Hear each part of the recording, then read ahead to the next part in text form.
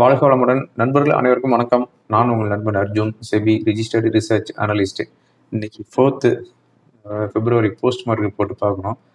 Post mark report பார்க்கறதுக்கு முன்னாடி உங்ககிட்ட சில தகவல் சொல்லணும். அதை நான் வந்து ஷேர் பண்ணிக்கிறேன். ஆக்சுவலாக இன்னைக்கு மார்னிங் என்னுடைய யூடியூப் சேனலில், அதாவது ஒரு வீடியோவுக்கு வந்து யூடியூப்ல வந்து ஸ்ட்ரைக் கொடுத்துட்டாங்க. இது வந்து ஜனவரி 2 3 போட்ட வீடியோவுக்கு ஸ்ட்ரைக் கொடுத்துருந்தாங்க. அதுக்கப்புறம் வந்து யூடியூப் கூட ரொம்பவும் வந்து ஹார்ஸாக பேசி என்னுடைய ட்விட்டரில் வந்து டேக் பண்ணி அவங்களுக்கு வந்து கம்ப்ளைண்ட்ஸு ரிப்போர்ட் பண்ணி அதுக்கப்புறமா போராடி மதியமாக வந்து எனக்கு கொடுத்த ஸ்ட்ரைக்கை வந்து ரிமூவ் பண்ணிட்டாங்க. ஓகேங்களா? ஸோ எனி டைம் மறுபடியும் வந்து ஸ்ட்ரைக் வரலாம். அதனால் ஆல்டர்னேட்டிவ் யூடியூப் சேனல் நான் டிஸ்கிரிப்ஷனில் இருக்குது, மிஸ்டர் அர்ஜுன் அப்படின்ட்டு.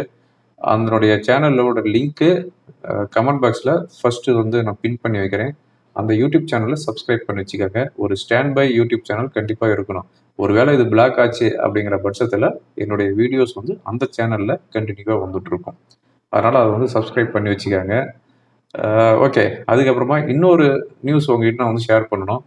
எஸ்டர்டே நான் என்னுடைய வீடியோவில் நான் சொல்லியிருந்தேன், சமரசம் ஆனார்களா அப்படின்னு. அதாவது இந்தியா வந்து காம்ப்ரமைஸ் பண்ணிட்டாங்களா யூஎஸ் கூட அப்படின்னு நான் சொல்லியிருந்தேன். ஆக்சுவலாக என்னுடைய ஆதங்கத்தை நான் சொல்லியிருந்தேன். நானும் ஒரு சிறு விவசாயி அப்படிங்கிறதுனால என்னுடைய ஆதங்கத்தை நான் சொல்லியிருந்தேன். இப்போ யூஎஸ் வந்து என்ன பண்ணுறாங்க, நம்ம இந்தியா கவர்மெண்ட் கூட டீல் பண்ணினதில் அவங்க வந்து அக்ரிகல்ச்சர் ப்ராடக்ட்டு ஓப்பன் பண்ணி விட்ருக்குறாங்க. ஓகேங்களா? ஸோ என்னுடைய ஆதங்கத்தை நான் வந்து சொல்லியிருந்தேன். அப்படிங்கும்போது லைக் நான் என்ன சொன்னேன்னா, அதை தான் வந்து இன்னைக்கு தினத்தந்தி பேப்பரில் தலையங்கம் அப்படின்ட்டு டெய்லியும் ஒன்று வரும். அந்த தலையங்கத்தில் நான் என்னுடைய ஆதங்கத்தை நான் என்ன சொன்னேன்னா, அதே தான் வந்து அங்கே வந்து பப்ளிஷ் பண்ணியிருக்கிறாங்க. ஓகேங்களா? அந்த கட்டிங் பேப்பரை வந்து என்னுடைய டெலகிராமில் கூட நான் வந்து ஷேர் பண்ணியிருக்கிறேன். ஸோ நான் வந்து எப்பவுமே வந்து அரசியலை பற்றி நான் வந்து பேச மாட்டேன். நான் வந்து இப்போ இருக்கிற ரூலிங் பார்ட்டிக்கு நான் வந்து சப்போர்ட்டாக பேசுகிறேன் அப்படின்னா, நீ வந்து சங்கி ஆயிட்ட அப்படிங்கிற கமெண்ட் என்னுடைய சேனலில் வருது. அதே மாதிரி கொஞ்சம் ஆப்போசிட்டாக பேசினேன் அப்படின்னா, நீ வந்து காங்கிரஸ்காரன் ஆகிட்ட, காங்கிரஸ் கைக்கூலி ஆகிட்ட அப்படிங்கிற மாதிரி கமெண்ட்லாம் வரும். நான் எப்பவுமே வந்து அரசியல் பேச்சை நான் வந்து தவிர்த்துருவேன். ஓகேங்களா? அரசியல் நமக்கு வந்து தேவையில்லாதது. ஆனால் ஒரு நாட்டின் உடைய பொருளாதாரத்தை பற்றி பேசுகிறோம் அப்படின்னா அங்கே வந்து அரசியலும் மிக்ஸ் ஆகும். பொருளாதாரத்தை டிசைன் பண்ணுறது யாரு? கடவுளா மேலே இருந்து இறங்கி வந்து ஒரு நாட்டுடைய பொருளாதாரம் எப்படி இருக்கணும் அப்படின்னு சொல்றாரு? கிடையாது. இங்க நம்ம தேர்ந்தெடுத்த அரசியல்வாதிங்க தான் வந்து அந்த பொருளாதாரத்தை வந்து டிசைன் பண்றாங்க.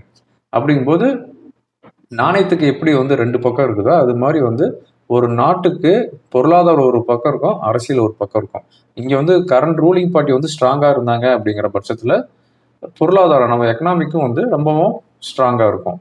இங்க வந்து ஒன்றும் இல்லை அப்படிங்கிற பட்சத்துல பொருளாதாரமும் சரிஞ்சுக்கிட்டு தான் இருக்கும். அப்படிங்கும்போது பொருளாதாரத்தை பத்தி நம்ம பேசுறோம் அப்படிங்கிற பட்சத்துல அதுல வந்து அரசியலும் கொஞ்சம் கொஞ்சம் மிக்ஸ் ஆகி வரும்.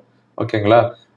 நான் வந்து சங்கி ஆகிட்டேன், காங்கிரஸ் கைக்கூலி ஆகிட்டேன், டிஎம்கே என்னவோ சொல்லியிருந்தாங்களே 200 ஊபிஎஸ்ஸா ஏதோ சொல்லியிருந்தாங்க.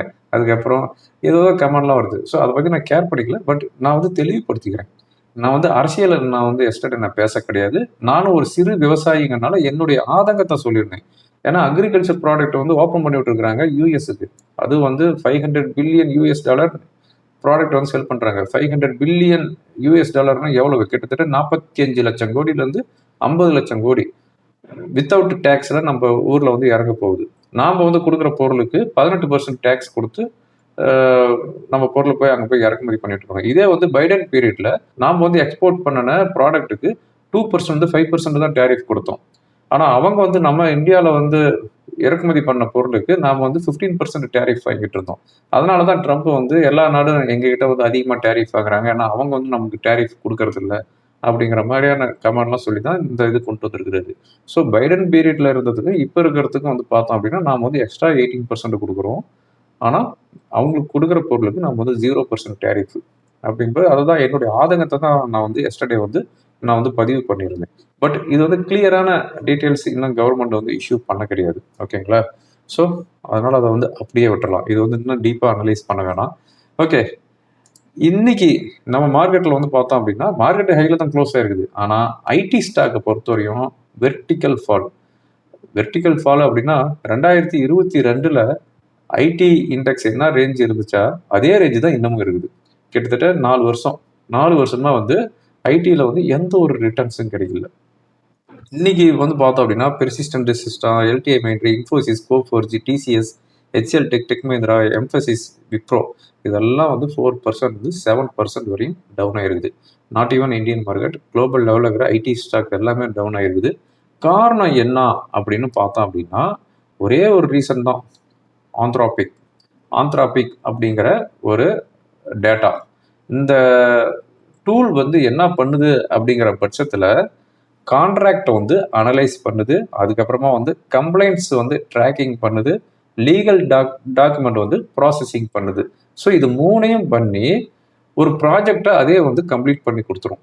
லைக் இப்போ டிசிஎஸ் கிட்ட நாம் வந்து ஒரு ப்ராஜெக்ட் கொடுக்குறோம் அப்படிங்கிற பட்சத்தில் டிசிஎஸ் நம்மக்கிட்ட வந்து ஒரு கணக்கில் வாங்குவாங்க அந்த ப்ராஜெக்ட் வந்து கம்ப்ளீட் பண்ணி கொடுக்கறதுக்கு. அந்த ப்ராஜெக்ட் கம்ப்ளீட் பண்ணுறதுக்கு கிட்டத்தட்ட ஒரு 2 மாதத்துலேருந்து 4 மாதம் வரையும் கூட டைம் எடுத்துக்குவாங்க. ஆனால் ஆந்த்ராபிக்கை பொறுத்தவரையும் அப்படி கிடையாது. நமக்கு என்னென்ன வேணும் அப்படின்ட்டு நம்ம வந்து சொல்லிட்டோம் அப்படின்னா அதில் வந்து டேட்டா வந்து ஃபீட் பண்ணிட்டாங்க அப்படின்னா உங்களுக்கு வித்தின் 24 ஹவர்ஸில் நீ என்ன ப்ராஜெக்ட் கொடுத்தியா அது கம்ப்ளீட் பண்ணி கொடுத்துருவோம் அப்படிங்கிற மாதிரியான டேட்டா தான் வந்து ஆந்த்ராபிக். ஸோ இதனால் ஐடி கம்பெனிகளுடைய ரெவின்யூ டோட்டலாக பாதிக்கப்படும் அப்படிங்கிற மாதிரி சொல்லியிருக்கிறாங்க. லைக் அவங்களுக்கு வந்து மார்ஜின் ப்ரெஷர் வரும், அதுக்கப்புறமா வந்து கான்ட்ராக்ட் கொடுத்தவங்க எல்லாம் வந்து ஆந்த்ராபிக்கு போயிடுவாங்க. ஆந்த்ராபிக்கு போகும்போது இந்த ஐடி கம்பெனியில் என்ன பண்ணும், அவங்களோட ரெவின்யூ குறையும், அதுக்கு அடுத்ததாக வந்து அவங்க எம்ப்ளாயீஸ் எல்லாத்தையுமே வந்து லே ஆஃப் பண்ணுவாங்க. ஸோ இந்த மாதிரியான இஷ்யூஸ்லாம் இருக்குது. அப்படிங்கிறதுனால தான் வந்து இந்த ஆந்த்ராபிக் வந்ததுனால யூஎஸ்லேயும் சரி நம்ம இந்தியாவிலையும் சரி ஸ்டாக் மார்க்கெட், அதாவது ஐடி ஸ்டாக் எல்லாமே வந்து அதிகமாக இறங்கி இருக்கிறதுக்கு ஃபர்ஸ்ட்டு நாஸ்டாக்ல தான் வந்து ஐடி கம்பெனிஸ் வந்து நல்லா அடி வாங்கியிருக்குது. அதுக்கப்புறமா வந்து உலக லெவலில் பார்க்கும்போது இந்தியன் ஐடி கம்பெனி தான் வந்து அதிகமாக வந்து அடி வாங்கியிருக்குது. காரணம் என்னன்னா இந்தியன் ஐடி கம்பெனி எல்லாமே வந்து அவுட் சோர்சிங் வந்து வெளிநாடுகளை நம்பி தான் இருக்குது. ஓகேங்களா, ரைட்டு. இப்போ இதில் வந்து ஒரு நம்ம வந்து ஒரு கொஞ்சம் பாசிட்டிவாக என்ன எடுத்துக்கணும் அப்படின்னா எந்த ஒரு கிளைண்ட்டும் வந்து அந்த கான்ட்ராக்ட் வந்து இது வரைக்கும் கேன்சல் பண்ண கிடையாது. ஆந்த்ராபிக் வந்துருச்சு அப்படின்ட்டு எந்த ஒரு கிளைண்ட்டும் வந்து கான்ட்ராக்டை கேன்சல் பண்ணல அப்படிங்கிற மாதிரி ரிப்போர்ட் வருது. அதே மாதிரி எந்த ஒரு கம்பெனியுமே வந்து அவங்களுடைய ரெவின்யூ கைடன்ஸை வந்து குறைக்க கிடையாது. ஓகேங்களா, இந்த பாயிண்ட் மெயினாக பார்த்துக்கணும். செகண்ட் பாயிண்ட் வந்து நம்ம வந்து பார்க்கணும் அப்படின்னா இந்தியன் ஐடி கம்பெனியை பொறுத்தவரையும் சிஸ்டம் இன்டகிரேஷன் அவங்களுடைய மெயின் ஒர்க், ரெண்டாவதாக வந்து கிளைண்ட் ரிலேஷன்ஷிப், மூணாவது ஒர்க் பார்க்கும்போது அக்கௌண்டபிலிட்டி. ஆந்த்ராபிக்கை பொறுத்தவரையும் நம்ம என்ன டேட்டா ஃபீட் பண்ணுறோமோ அதனுடைய அவுட்கம் தான் கொடுக்கும். ஆனால் கிளைண்ட் ரிலேஷன்ஷிப்லாம் ஆந்த்ராபிக் பண்ண முடியாது. ஓகேங்களா, அதே மாதிரி லீகல் அட்வைஸும் வந்து ஆந்த்ராபிக்கால் கொடுக்க முடியாது. ஸோ அப்படிங்கும்போது நம்ம ஐடி கம்பெனிக்கு இந்த மாதிரியான ஒர்க் இருக்கிறதுனால, அதாவது அவுட் சோர்சிங் மட்டும் கிடையாது, client relationship and accountability, system integration, இந்த ஒர்க்லாம் இருக்கிறதுனால நம்ம ஐடி கம்பெனி கொஞ்சம் ஸ்டெபிளைஸ் ஆகும் அப்படிங்கிற மாதிரி ரிப்போர்ட் வருது. At the same time IT company எல்லாமே வந்து எம்ப்ளாயிஸ் மட்டுமே நம்பிட்டு இருக்கக்கூடாது. இப்போ ரீசெண்டாக வந்த ஆர்டிஃபிஷியல் இன்டெலிஜென்ஸையும் ஃபோக்கஸ் பண்ணணும், ஆந்த்ராபிக்கையும் ஃபோக்கஸ் பண்ணி ரெண்டையுமே மெர்ஜ் பண்ணி பண்ணணும். அதுக்கு உண்டான கிளைண்ட்டு, அதுக்கு உண்டான எம்ப்ளாயி வச்சு பண்ணும்போது அந்த ஐடி கம்பெனி வந்து ஸ்ட்ராங்காக இருக்கும் அப்படிங்கிற மாதிரியான ரிப்போர்ட்லாம் சொல்லிட்டு இருக்கிறாங்க. ஓகேங்களா, ஆக்சுவலாக இந்த நியூஸ்னால தான், இந்த ஆந்த்ராபிக்னால தான் நம்ம இந்தியன் ஸ்டாக் வந்து ஐடி கம்பெனி எல்லாமே வந்து ஓவராக அடி வாங்கியிருக்குது. அதாவது ஜான்வரி 2022 ஐடி இண்டெக்ஸ் இருந்த லெவல் வந்து பார்த்தோம் அப்படின்னா 38,000. இன்னைக்கு வந்து 26, 4 வருஷம் கழிச்சு ஐடி இண்டெக்ஸ் என்ன இருக்குது அப்படின்னா அதே 38,000 தான் இருக்குதுன்னு வச்சுக்கோங்களேன். ஓகே, மெயினாக வந்து டிசிஎஸ், இன்ஃபோசிஸ், விப்ரோ, ஹெச்எல் டெக், எல்டிஐ மைண்ட்ரி, டெக் மஹிந்திரா, பெர்சிஸ்டன்ட் இதனுடைய மார்க்கெட் கேபிட்டலைசேஷன் 28 லட்சம் கோடி. ஆந்த்ராபிக்கோடைய மார்க்கெட் கேபிட்டலைசேஷன் வந்து பார்த்தோம் அப்படின்னா 31 லட்சம் கோடி அப்படிங்கிற மாதிரியான வேல்யூவேஷன் கொடுத்துருக்குறாங்க. அது மட்டும் இல்லாமல் இந்த நான் சொன்ன இந்த இந்தியன் ஐடி கம்பெனியில் எல்லாமே வந்து 16 லட்சம் பேர் எம்ப்ளாயீஸ் இருக்கிறாங்க. இந்த ஆந்த்ராபிக்கில் வந்து 2100 எம்ப்ளாயீஸ் தான் இருக்கிறாங்க அப்படின்ட்டு ரிப்போர்ட் வருது. ஓகேங்களா, ஸோ அதுதான் வந்து உங்கள் என்ன ஷேர் பண்ணணும்னு நினச்சது. ஓகே, எஸ்டர்டே பொறுத்தவரையும் யூஎஸ் மார்க்கெட்டு 0.35% டவுனில் க்ளோஸ் ஆயிருது. Hang Seng index, Nasdaq index 1.5%, S&P 500 0.85% டவுனில் வந்து க்ளோஸ் ஆயிருது. இன்னைக்கு மார்னிங் ஏசியன் மார்க்கெட் பொறுத்தவரையும் ஜாப்பனீஸ் நிக்கி 0.78% டவுனில் இருந்துச்சு. ஷாங்காய் இண்டெக்ஸ் 0.83% ஹையில் க்ளோஸ் ஆயிடுது. ஹேங்செங் இண்டெக்ஸ் ஃப்ளாட்டாக க்ளோஸ் ஆயிடுது. நம்ம இந்தியன் மார்க்கெட் அதாவது கிஃப்ட் நிஃப்டி ஆல்மோஸ்ட் ஃப்ளாட்டாக தான் இண்டிகேட் பண்ணிட்டு இருந்துச்சு. ஒரு 30-40 பாயிண்ட் ப்ளஸ் ஆர் மைனஸ் தான் இண்டிகேட் பண்ணிட்டு இருந்துச்சு. ஆனால் ஓப்பன் ஆனதும் வந்து அதே மாதிரி தான் ஓப்பன் ஆச்சு. ஒரு கட்டத்தில் வந்து 70 பாயிண்ட் டவுன் ஆகிட்டு அதுக்கப்புறம் 100 பாயிண்ட்ஸ் க்ரீனுக்கு வந்துச்சு. ஃபைனலாக நம்ம மார்க்கெட் வந்து ஹையில் தான் க்ளோஸ் ஆயிருக்குது. சென்செக்ஸ் 78 பாயிண்ட்ஸ் ஹையில் க்ளோஸ் ஆயிருக்குது. 0.09%. 83,817 செட்டில் ஆயிருக்குது. நிஃப்டி 48 பாயிண்ட்ஸ் ஹையில் க்ளோஸ் ஆயிருக்குது. 25,776. இன்னைக்கு மிட் அண்ட் ஸ்மால் கேப்பை பொறுத்தவரையும் 0.5% to 1.25% ஹையில் க்ளோஸ் ஆயிருக்குது. ஐடி இண்டெக்ஸ் இன்னைக்கு 6% டவுனில் க்ளோஸ் ஆயிருக்குது. அதாவது லாஸ்ட் இயர் ஏப்ரல் மந்த்துக்கு அப்புறம் ஒரு பிக்கஸ்ட் ஃபால். அதர் சைடு வந்து பார்த்தோம் அப்படின்னா auto, energy, consumer durables, PSU bank, reality, metal, oil and gas, power இது எல்லாமே வந்து 1% to 2% ஹையில் வந்து க்ளோஸ் ஆயிருக்குது. இதுதான் போஸ்ட் மாதிரி ரிப்போர்ட்டு. முக்கியமான நியூஸ் அப்படின்னு பார்த்தோம் அப்படின்னா ஹெச்ஐஎல் இன்னைக்கு நியர்லி 6% டவுனில் க்ளோஸ் ஆயிருது. காரணம் என்ன அப்படின்னு பார்த்தோம் அப்படின்னா ஏஎம்சிஏ அதாவது advanced multi role compact aircraft இந்த மிஷினரிக்கு அவங்க வந்து அந்த பிட்டிங்கே பண்ண கிடையாது. இதில் வந்து இந்தியனில் வந்து மொத்தமாக 6 கம்பெனிஸ் வந்து அப்ளை பண்ணியிருக்கிறாங்க. அந்த 6 கம்பெனிஸில் வந்து பார்த்தோம் அப்படின்னா Tata advanced system, Larson and Toubro, Bharat forge இவங்க தான் வந்து ஷார்ட் லிஸ்ட் பண்ணிக்கிறாங்க. ஹெச்ஐஎல் அந்த பிட்டிங்லேயே வரல அப்படிங்கிற மாதிரியான நியூஸ் வந்துருக்குது. அதனால இன்னைக்கு நியர்லி 6% டவுன் ஆயிருக்குது. அதுக்கடுத்து வந்து செபி சேர்பர்சன் துகின் பாண்டே என்ன சொல்லிக்கிறாரு அப்படின்னா F&O ட்ரேடிங்கில் நோ மோர் ரெஸ்ட்ரிக்ஷன் அப்படின்னு சொல்லிக்கிறாரு. ஸோ F&O ட்ரேடிங்கை பொறுத்தவரையும் புதுசாக எந்த ஒரு கான்ட்ராக்டும் இன்ட்ரடியூஸும் பண்ண கிடையாது, இருக்கிற கான்ட்ராக்டை வந்து ரிமூவ் பண்ணவும் கிடையாது அப்படின்னு சொல்லிக்கிறாரு. ஸோ இது வந்து நெக்ஸ்ட் 6 months to 1 year இந்த இவர் சொன்னது வந்து வேலிடிட்டியாக இருக்கும்னு நினைக்கிறேன். ஓகே, இந்த வீடியோ ரெக்கார்ட் பண்ணிட்டு இருக்கும்போது யூஎஸ் மார்க்கெட்டு 150 பாயிண்ட்ஸ் வந்து ஹையில் ட்ரேட் ஆகிட்டு இருக்குது. ஓகே, இப்போ இருக்கிற முக்கியமான ஈவெண்ட் என்ன அப்படின்னு பார்த்தோம் அப்படின்னா இன்னைக்கு பொறுத்தவரையும் 8:30 PM யூஎஸ்ஏலேருந்து ஐஎஸ்எம் சர்வீசஸ் பிஎம்ஐ டேட்டா வருது. அதுக்கு அடுத்ததாக வந்து நாளைக்கு பார்த்தோம் அப்படின்னா லைக் அதாவது Thursday evening 5:30 bank of England interest rate decision இருக்குது. ப்ரீவியஸாக இருக்கிற இன்ட்ரெஸ்ட் ரேட் 3.75%. அவங்க வந்து ரேட் வந்து அன்சேஞ்ச் பண்ணுவாங்க, அப்படியே இருக்கிறதே தான் ஹோல்டு பண்ணுவாங்க அப்படின்ட்டு ஃபோர்காஸ்ட் இருக்குது. அதுக்கு அடுத்ததாக வந்து பார்த்தோம் அப்படின்னா 7:15 PM யூரோப்பியன் சென்ட்ரல் பேங்கோடைய ப்ரெஸ் கான்ஃபரன்ஸ் இருக்குது. ஓகேங்களா, இதுதான் இப்போ இருக்கிற முக்கியமான நியூஸு. ஃப்ரைடே பொறுத்தவரையும் ரிசர்வ் பேங்க் ஆஃப் இந்தியாவுடைய இன்ட்ரெஸ்ட் ரேட் டிசிஷன் இருக்குது. ஏற்கனவே இருக்கிற இன்ட்ரெஸ்ட் ரேட் 5.25%. அதே தான் மெயின்டைன் பண்ணுவாங்கன்ட்டு இருக்குது. அது வந்து ஃப்ரைடே. ஓகேங்களா. ஓகே, ஓவரால் நம்ம மார்க்கெட் எப்படி இருக்குது அப்படின்னு பார்க்குற பட்சத்தில் இன்னைக்கு தான் மார்க்கெட் வந்து ஆல்மோஸ்ட் செட்டில் ஆன மாதிரி இருக்குது. எதுக்கு இன்னொரு நாள் நாளைக்கு வெயிட் பண்ணி பார்க்கலாம் மார்க்கெட்டோடைய டைரக்ஷனை கண்டுபிடிக்கிறதுக்கு. ஸோ அதாவது லாஸ்ட்டு லைக் பட்ஜெட் அன்னைக்கு வந்து 700 பாயிண்ட்ஸ் டவுன் ஆச்சு. மண்டே அன்னைக்கு 250 பாயிண்ட்ஸ் வந்து ஸ்பைக் ஆச்சு. டியூஸ்டே அதாவது எஸ்டர்டே டேரிஃப் வந்ததுனால 1200 பாயிண்ட்ஸ் போயிட்டு 700 பாயிண்ட்ஸ் வந்து ஹையில் க்ளோஸ் ஆச்சு. இன்னைக்கு வந்து ஆல்மோஸ்ட் செட்டில் ஆன மாதிரி ஒரு 40 பாயிண்ட்ஸ் ஹையில் க்ளோஸ் ஆயிருக்குது. ஸோ நாளைக்கு ஒரு நாளைக்கு வெயிட் பண்ணலாம், நாளை மறுநாள் கூட வெயிட் பண்ணலாம். இன்னும் 2 நாள் வெயிட் பண்ணிட்டு நெக்ஸ்ட் வீக்லேருந்து மார்க்கெட் வந்து சஸ்டெயின் ஆகுதா இல்லை மறுபடியும் செல்லிங் ப்ரெஷரா இல்லை பையிங் ப்ரெஷராகிறது ஒரு 2 நாள் கழிச்சு தான் நமக்கு தெரிய வரும். பட் நாளைக்கு வந்து நமக்கு வீக்லி எக்ஸ்பிரி, சென்செக்ஸ் உடைய வீக்லி எக்ஸ்பிரி.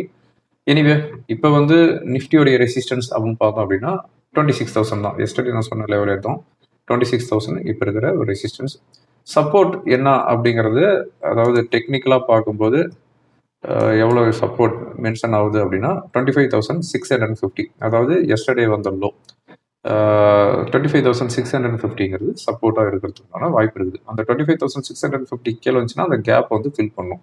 ஓகேங்களா, பார்க்கலாம் என்ன நடக்க போகுது அப்படின்ட்டு. டெக்னிக்கலாக என்ன இண்டிகேட் பண்ணுது, ஓப்பன் இன்ட்ரெஸ்ட் சென்செக்ஸ் என்ன இண்டிகேட் பண்ணுது அப்படிங்கிறது பார்த்துடலாம். இப்போ நான் பார்த்துட்டு இருக்கிறது சென்செக்ஸ் உடைய ஓப்பன் இன்ட்ரெஸ்ட்டு. நியர்பை ஸ்ட்ரைக்கில் எங்கேயுமே சொல்லிக்கிற மாதிரி ஓப்பன் இன்ட்ரெஸ்ட் இல்லைங்க. மார்க்கெட்டு வயலண்ட் மூவ்மெண்ட் வரும் அப்படிங்கிறனால பொசிஷன் வந்து க்ளோஸ் பண்ணிட்டு போயிட்டாங்க ஆப்ஷன் ரைட்டர்ஸு. எது வந்தாலும் காலையில் பேசிக்கலாம் அப்படின்ட்டு. ஏன்னா எஸ்டர்டே வந்து market gap up 1000 points. Option sell பண்ணிட்டு போனவங்கலாம் கதை கந்தலாயிடுச்சு. எஸ்டர்டே எனக்கு தெரிஞ்சு ஒரு கிளைண்ட்டு கிட்டத்தட்ட 2 crores லாஸ் பண்ணியிருக்கிறாரு ஆப்ஷன் செல்லிங்கில். ஸோ இதனால் ஓவர் நைட் பொசிஷன் எல்லாமே வந்து அவாய்ட் பண்ணிட்டாங்கன்னு வச்சுக்கோங்களேன். ஆக்சுவலாக அவர் வந்து 2 crore வந்து ஆல்மோஸ்ட் 4 yearsஸாக வந்து கொஞ்சம் கொஞ்சமாக சேர்த்து வச்சது. ஒரே நாளில் வாஷ் அவுட் பண்ணிட்டார் அக்கௌண்ட்டு. ஸோ ஆப்ஷன் செல்லிங்கை பொறுத்த வரையும் இதுதான் ரிஸ்க்குன்னு வச்சுக்காங்களேன். அன்லிமிட்டெட் லாஸுங்கிறதுக்கு எஸ்டர்டே வந்த ஒரு கிளாசிக் எக்ஸாம்பிள். ஓகே, இப்போ வந்து எந்த ஒரு ஓப்பன் பொசிஷனும் அதிகமாக யாரும் எடுத்துகிட்டு போகலைங்கிறதும் இப்போ வந்து இண்டிகேட் பண்ணிட்டு இருக்குது. இப்போ நான் பார்த்துட்டு இருக்கிறது நிஃப்டியோடைய 1 hour கேண்டில். நிஃப்டி பொறுத்தவரைக்கும் இப்போ இருக்கிற சப்போர்ட், அதாவது ஓவரால் சப்போர்ட் அப்படின்னு பார்த்தோம் அப்படின்னா 25,650. 25,650க்கு கீழே இருந்துச்சு அப்படின்னா 550 அதுக்கு கீழே வந்து நல்லாவே இறங்குறதுக்கு உண்டான வாய்ப்புகள் இருக்குது. இப்போ ரெசிஸ்டன்ஸ்னு பார்க்கும்போது 25,800லேருந்து 850 வரையும் ரெசிஸ்டன்ஸாக வந்து ரியாக்ட் ஆகும். ஓகேங்களா? பேங்க் நிஃப்டி என்ன இண்டிகேட் பண்ணுது அப்படின்னு பார்த்தோம் அப்படின்னா